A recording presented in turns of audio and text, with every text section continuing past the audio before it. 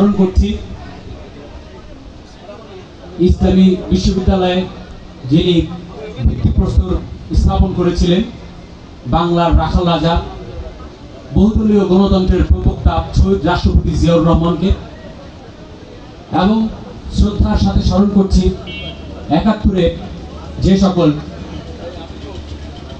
ভাই এবং বোনের, লাখো লাখো ভাইয়ের শহীদের রক্তের বিনিময়ে, আমাদের বোনদের সম্ভবের বিনিময়ে একটি স্বাধীন রাষ্ট্র আমরা পেয়েছি। এবং সেই সাথে স্মরণ করছি গত জুলাই আগস্টে যারা শহীদ হয়েছেন, এবং সুস্থতা কামনা করছি যারা গত জুলাই আগস্টে আহত হয়েছেন এবং চিকিৎসাধীন অবস্থায় আছেন। সংগ্রামী বন্ধুরা, আমরা খুব অল্প সময় নিব, খুব গুরুত্বপূর্ণ কিছু বিষয় কথা বলবো। আমরা আজ এইখানে যখন আলোচনা করছি, ঠিক একই সময় গতকালকে রাজশাহী বিশ্ববিদ্যালয়ে দেখেছি যে ছাত্রদল কর্মী শাওনের উপর কিছু সন্ত্রাসী হামলা করেছে, কিছু ছিনতাইকারী হামলা করেছে। আমরা দেখেছি কিছুদিন আগে ছাত্রদল কর্মী ঢাকা বিশ্ববিদ্যালয়ে স্যার এফ রহমান হলের সাহিত্য প্রকাশনা সম্পাদক শাহরিয়ার আলম সাম্যকে কিভাবে সন্ত্রাসীরা হত্যাকাণ্ড করেছে।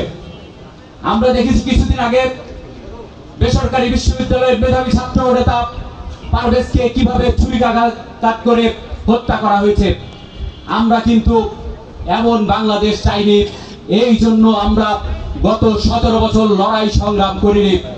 স্পষ্ট করে একটি কথা বলে দিতে চাই, যারা ছাত্র দলের উপর এ ধরনের খুব সুসংগঠিত ভাবে, পরিকল্পিত ভাবে আপনারা বারংবার আক্রমণ চালাচ্ছেন, হত্যার মতো জঘন্য কাজে আপনারা পরিকল্পনা করছেন, আপনাদেরকে উদ্দেশ্য করে বলতে চাই যে ছাত্রদল কোনো ভেসে আসা সংগঠন নয়। ছাত্রদল গত 17 বছরে শেখ হাসিনার রক্ত চক্ষুকে উপেক্ষা করে রাজপথে ছাত্রলীগের মতো সন্ত্রাসী বাহিনীকে টেক্কা দিয়ে রাজপথে টিকে থাকা সংগঠনের নাম হচ্ছে বাংলাদেশ জাতীয়তাবাদী ছাত্রদল।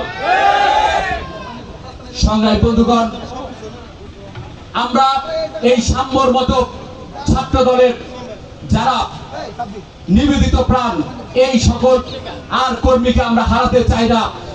এবং সেই সাথে একটি কথা বলতে চাই যে একটি দল আছে যারা সাম্য, শাওন, পারভেজরা খুন হলে তারা উল্লাসে মেতে ওঠে, তারা বিভিন্ন ন্যারেটিভ তৈরি করে এবং তাদেরকে ফেসবুকে, সোশ্যাল মিডিয়াতে বলে ছাত্র দলের কর্মীরা নাকি টোকাই। ভাবতে অবাক লাগে যে এই ছাত্র দলে গত 15 বছর কোন সংগঠন কিন্তু রাজপথে ছিল না, একমাত্র ছাত্র দল রাজপথে এই শেখ হাসিনার সমস্ত বাধাকে উপেক্ষা করে সমস্ত আন্দোলন সংগ্রাম তারা চালিয়ে গিয়েছে। এবং গত জুলাই আগস্টের গণঅভ্যুত্থানের সবচেয়ে একক সংগঠন হিসেবে ছাত্রদল সবচেয়ে বেশি ক্ষতিগ্রস্ত হয়েছে এবং আমরা সেই তালিকাও প্রকাশ করেছি। আমরা দেখেছি ঢাকা বিশ্ববিদ্যালয় সহ সমস্ত বিশ্ববিদ্যালয়গুলোতে এখনো আওয়ামী লীগের, ছাত্রলীগের দোসররা নির্দ্বিধায় অবাধে বিচরণ করছে এবং তাদেরকে আপনারা কিন্তু কোনো শাস্তির আওতায় আনছেন না। এবং আমরা স্পষ্ট করে বলতে চাই, বাংলাদেশের ইতিহাসে যারা পরাধীন শক্তি, সেটা ৭১-এর পরাধীন শক্তি এবং জুলাইয়ের পরাধীন শক্তি, আমরা মনে করছি এই পরাধীন শক্তিরা একসাথে হয়ে আবার এমন ষড়যন্ত্রে লিপ্ত হচ্ছে যেন আওয়ামী লীগকে আবার, ছাত্রলীগকে আবার পুনর্বাসিত করা যায়। ছাত্রদল স্পষ্ট করে বলতে চায় যে আগামীতে ছাত্রদল হবে সন্ত্রাস মুক্ত। আগামী প্রত্যেকটি ক্যাম্পাস হবে সাধারণ শিক্ষার্থীদের শিক্ষার্থ বান্ধব সন্ত্রাস মুক্ত ক্যাম্পাস।